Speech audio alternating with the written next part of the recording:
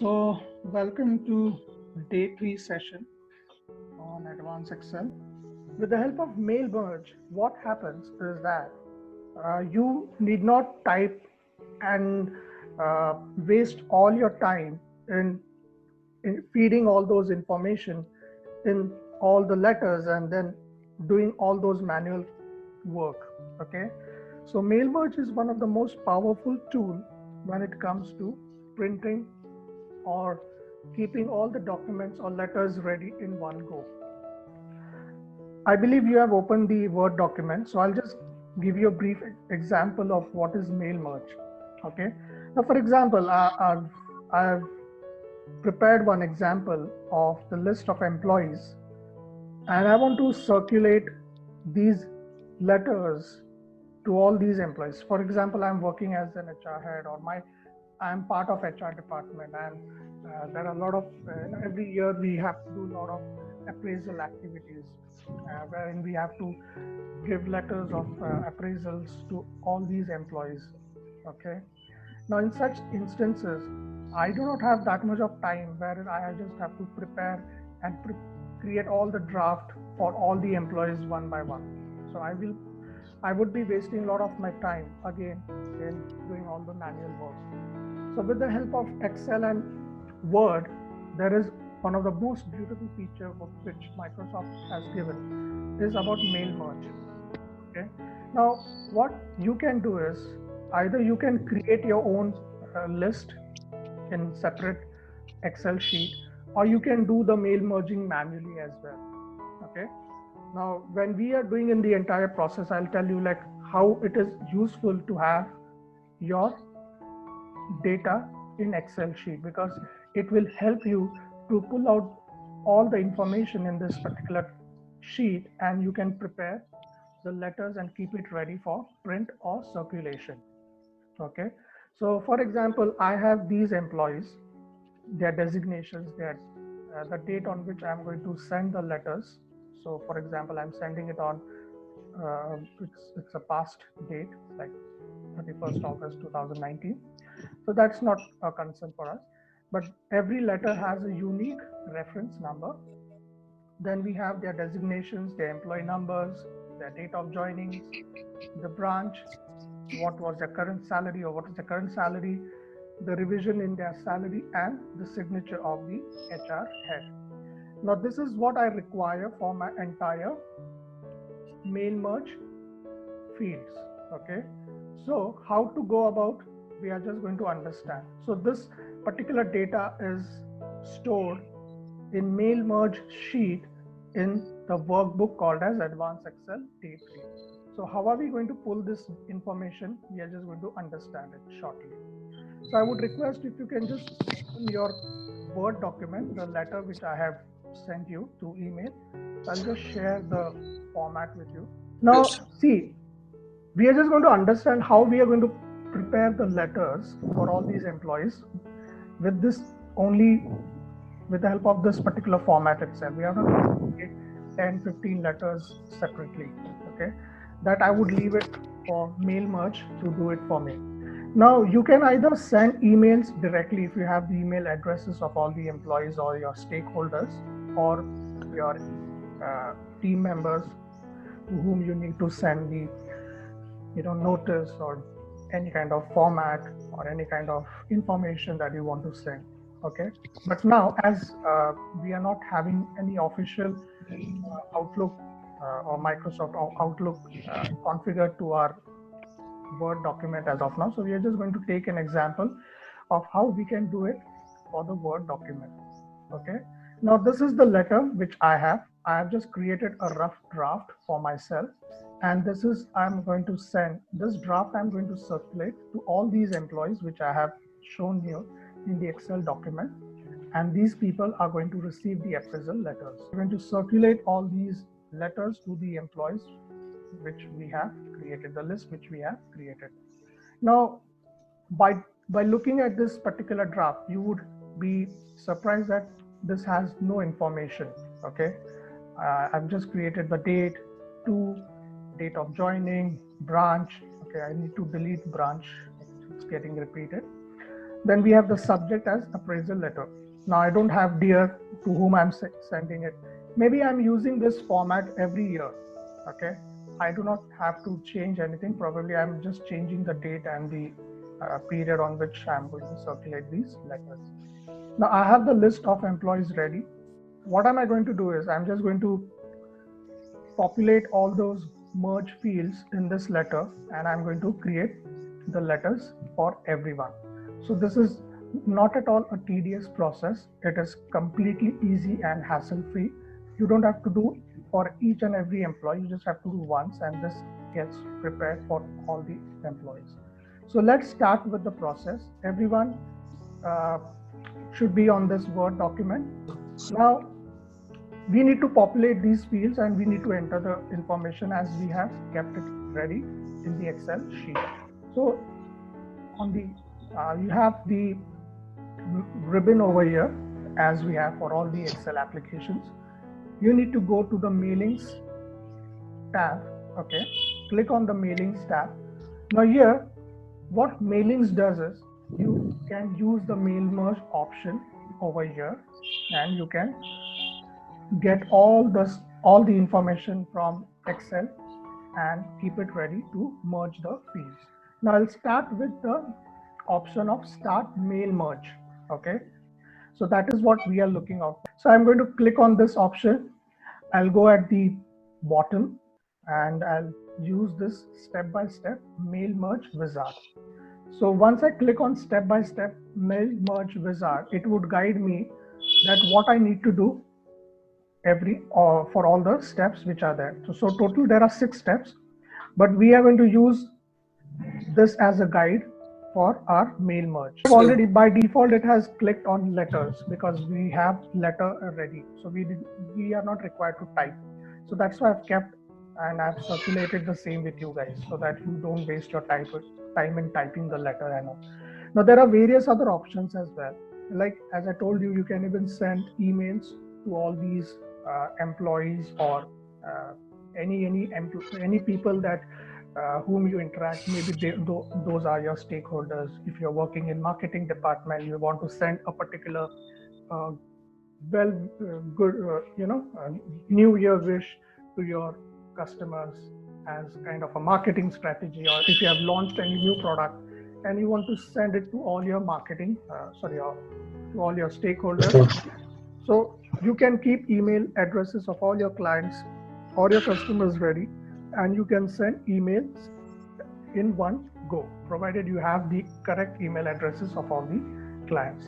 But now we are not going to touch base this because we are not having anything configured to send emails. Okay, so we are going to use the example of letters. The same thing is ready. The same thing is applicable for email as well. Okay, so you can practice it later as well. So we are going to click on letters. By default, it has already selected that. Now we just need to click on the next start document process. Okay. Now once you click on that, it will ask you, how do you want to set up your letters? Now, do you want to use any template or start from the existing document or use the current document? So if you have any existing document, you can use that. But now we already have this letter in front of us. So we are going to go ahead with this current document. So I'm just going to click next. It will ask for select the recipients. Now recipients, we have already created the list. So it gives you multiple options. Like for example, you can type and create new list, which will take some time of yours. Then you can select from Outlook contacts. Now again, for getting this option, or once you click on this option, then you should have your Outlook configured to your MS Word. Okay, but as probably once you start working in any company, this feature would always be applicable to you. But now we are not going to touch base this. We are going to use an existing list, so which we have. Now we are going to click on this browse button. Okay, we are going to click on this browse button. Now I have already downloaded that particular file. So I'm going to click on Advanced Excel 3 workbook. Okay. Now the moment I click open, The moment I click open, it will show the list of sheets which this particular workbook has.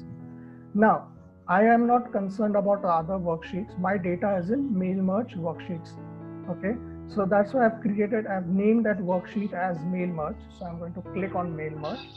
Okay, and I'm just going to choose that particular sheet. Okay, so all your merge fields would be in this particular Excel sheet, which you want or which you would be using for your mail merge. So I have all the data as I showed you in this particular Excel sheet. So I'm going to click on this and I'm going to press OK. The moment I press OK, it will show this particular tab. Okay, now you can do some kind of analysis of your data.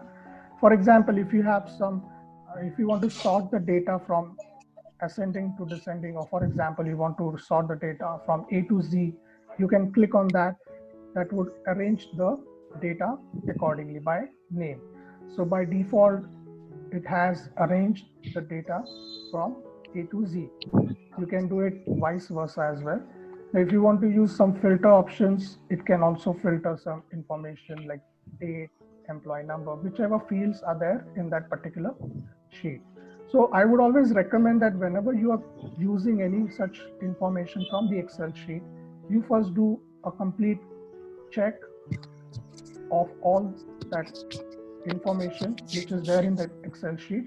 And then once you're sure, then you can get this information or get that particular list from mail merge. Okay, so you can even find certain duplicates if you think that okay, few names might be repeated in that particular list, so I can find the duplicates.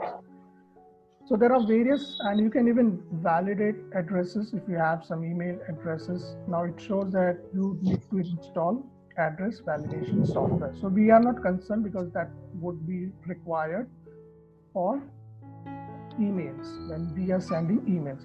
So as of now, my data looks quite decent, and you can see it has captured all the information as it was in the Excel sheet. So I'm just going to use all this information for my mail merge. So I'm going to press OK. Now once you press OK, it has pulled out all the information from that Excel sheet, and we are just going to insert the mail merge fields in that particular letter accordingly. Now I will be required to use the reference letter. Okay, I'll have to create unique reference letters for all the employees because it should not be same, which I have already created. So I'll place this particular merge field first on top of the date. Okay, and then I'm going to just press space because I do not want it to be cluttered to that level, because there has to be some space.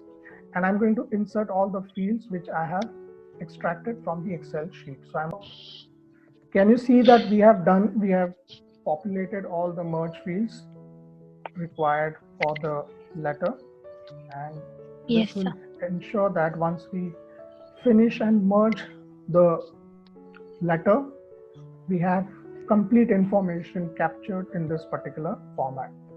So this is only once we do this exercise, we do not repeat again and again. So there would be maybe 5 employees, 10 employees, 100 employees, 1,000 employees. By just doing once, you can prepare those many letters as per the requirement. Okay, fine. Now the next step would be to go to this particular option of finish and merge. Now once I click on finish and merge, it will ask me, do you want to print documents? Do you want to send emails? But now my requirement is not to print.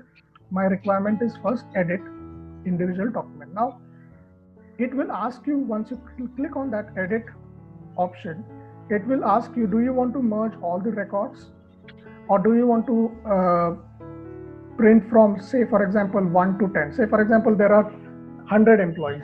Okay, but maybe your manager says, no, in the list you have already sorted department wise. I want the first 50 employees from operations department. to receive the appraisal letters, and the rest 50 we can send it later on, maybe from other departments. So that might be, the last instruction that you might have received at the last moment, when you have already created everything and kept it ready, and your manager suddenly comes and tells you that please now don't print all the letters. The first 50 which you have sorted according to the department are all the operations team members. So first we'll send the appraisal letters to them. So first only print 1 to 50. So that can be one of the situation where you can encounter. So that the top 50 are the operations people. So you can click on from 1 to 50. That is also possible. Or if you want to print all the letters, which all the number of employees that are there in that particular list, you can directly click on all. By default, it will always select all. But in case if there is some sudden change in the decision from the management, then you can click on from to like 1 to 10 or 100 to like 51 to 100, whatever the case may be. So you can define the range according to your requirement. So right now I need all the letters to be printed, or I want all the letters to be ready, not printed, and I'll press OK. The moment you click on OK, it will create a separate Word document, and now you can see that the fields which you had inserted through mail merge, it has taken all the records and it has kept all the letters ready. Can we move to the next sheet that is called as the data validation sheet? Data validation is, the word validation itself tells you the entire story. Validation means you check, you authenticate, and you ensure that the data is intact. Now, data validation helps you to basically create certain rules for your Excel sheet, okay, or for your Excel workbook. Okay, so what data validation does is that based on a requirement, you can create rules, and it will help, or it would rather guide the user as in what type of information should be fed into that particular Excel worksheet or in that particular column. Okay, now I've created some examples for you so that you can understand easily what exactly data validation rules mean. Okay, so whole numbers would be the first case where we are required to feed in some information in numbers as well. Now, what do you understand by whole numbers? Whole numbers are basically those numbers which are from 0 to 100, 200, whatever the case may be. They are not in integer form like 1.2, 1.3. So whenever you write anything in 1 point or decimal format, it is called as an integer. And fractions are different. Like fractions are generally when you divide something and all. Now, there would be an instance where you are required to feed only numbers between say 1 to 100. Say for example, you're working on any given information or data, and you're supposed to enter only digits between those range, like from 1 to 100. You cannot type any number which is less than 1 or which is greater than 100. So in this case, we can use data validation rule to ensure that the user always feeds in the numbers which are between 1 to 100. You just need to select the entire column where you need to apply the data validation rule for whole numbers. So I'll select the entire column. I'll go to the data tab, okay, and there is one option in the data tools section of data validation. Right now, we are just going to click on data validation. Okay. Now, once you click on this particular tool, you would get this particular information in front of you. This is a particular tab which opens up. Now, by default, it shows any value. Now, I do not want any value. I cannot work on any value. Okay. I have to choose specifically whole number. So can you find whole number in this list? It is in the second position. That's whole number. Now, once you click on this, depending on your requirement, how you want to use the option, it will give you, by default, it will give you between, that is minimum to maximum. You can define a range as we defined, like I want the user to enter numbers between 1 to 100 only. I am going to instruct I'm going to instruct Excel that please allow the user to enter only numbers between 1 to 100. Correct? That's what we decided, right? So the user should not exceed any number which is less than 1 and greater than 100. So once I press OK, it has accepted the instruction from myself, and it will not take any value which is greater than 100 and less than 1. Now, to ensure that whether this rule is applied in this particular cell or in these cells which we selected, we can just do a quick check on the data validation rule. So let's, for example, start feeding information in this particular cell. Let's take, for example, I'll press 1, it will accept because it is within the range. I'll press 50, it is still accepting. Now I'll try to press something which is greater than 100. Say for example 101, it will throw an error. So it says that this value doesn't match the data validation restrictions defined for this cell. So we'll press, or we can close this. So this is how you can stop the user from feeding any kind of wrong information in that particular cell. Now we can go with the next example, that is of text length. Now for example, this can be applicable when you are feeding any kind of information in the system or in Excel sheet where we require the text length to be something within that range or equal to that range. So we'll select the entire column or the cells where we need to apply the rule. We'll go to Data tab, we'll go to the Data Tools section, click on Data Validation, and here we are going to select this time text length option. Now text length option, by default I think it has given the same option of between, but this time I do not want between, I want something equal to. So how many numbers are there in your cell, in any number, mobile number? It is 10, right? So I'm going to press 10. So it won't accept any value which is less than 10, or it will not accept any text length which is less than 10 or greater than 10. Once I click OK, you can enter your number. Like for example, if I enter my number, it will accept. So if I just say 1, 2, 3, 4, it will throw an error. Did you get it? Yes, sir. So this is how you can apply data validation rule for text length. The next option would be the date option. Again, we are going to select the entire column. So let's take the example of dates. You can take any example. This was the example which came in my mind. So you'll select all the cells in which you are required to enter the information. Again, you'll go to data validation and click on the date option. Now date option will allow you can again choose as per the requirement. Now this time my requirement is something which my manager has given me, dates between this and this date. Now here you need to feed in the dates manually, the start date and the end date. So it will allow the user to feed in the information within that particular range. Okay, within, like for example, 1st of July to 5th of July. From 1st of July, so I'll just type 1/07/20/20, and he is available only till 5th of July. So 5/07/2020. You can take any date as per your choice.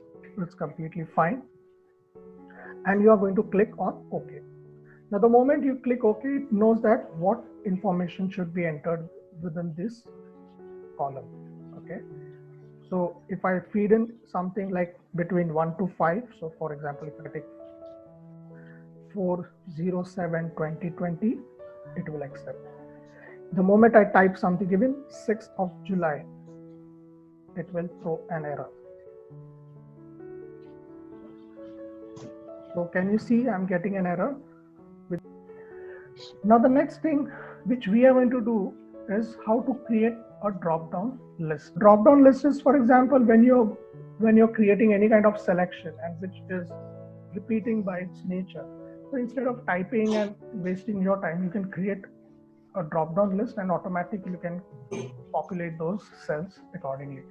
That would save your time to that extent. Now, there are two ways of creating drop-down list. One, we can do it manually, and second, we can do it with the help of a list which is already there in our Excel sheet. So first, I will understand how to do it manually. So again, we will go to the data tab. We'll go to data tools option or that particular section, and we'll find data validation. So once we click on data validation, by default, it will give you any value. So we don't have to select any value. We are just going to select list option. Now, the moment you click list, it will ask you the source. Now here we are not taking any source. We are just going to take, or we are just going to feed in manually. So I'll just write the names of the countries. Can you help me to write the names of the countries which you love to visit in your lifetime or vacation? So can you help me? Countries. Sorry? Switzerland. New Zealand. Yeah. Okay, New Zealand. Any other country? Japan. Japan, Italy. Okay. And I'll take mine as Switzerland. Okay. So these are the countries now which I would like to give the kind of vacation option to my customers. So the list was pretty less. So like it was not too long. So I was able to type in easily. The moment I pressed OK, you'd see a kind of a drop-down option created. So the user can always use this option and select, or you can choose the option from that particular Excel, that particular cell, and you can do it. Now you need not apply for the remaining cells. If you drag it down, it will create the list for other cells. And this is how you can create a drop-down list manually. Now the next thing which we can do it, because I have the list ready in front of me. So for example, if the list is too long, okay, there are multiple entries to be done. There are many names in that particular list, say for example 10, 15, 100, or maybe more than that. So in this case, it is not feasible for me to type word by word or name by name. So I can just click on this data validation, select list option, click on the source, and this time I'll just select all the names which I want to be in the drop down list. Again, I'll click the down arrow and I'll press OK. So you can see the list is created as per the selection. Now you might be wondering, sir, what about this names if I want to delete it? So if you delete it, the list will again be empty.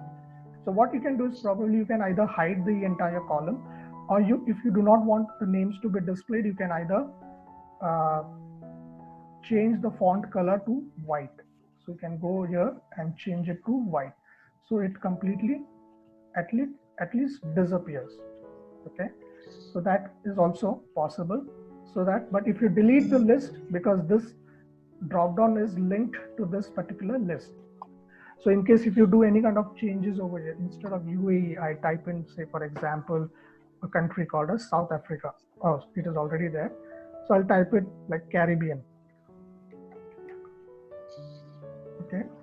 So it will automatically be reflected in that list.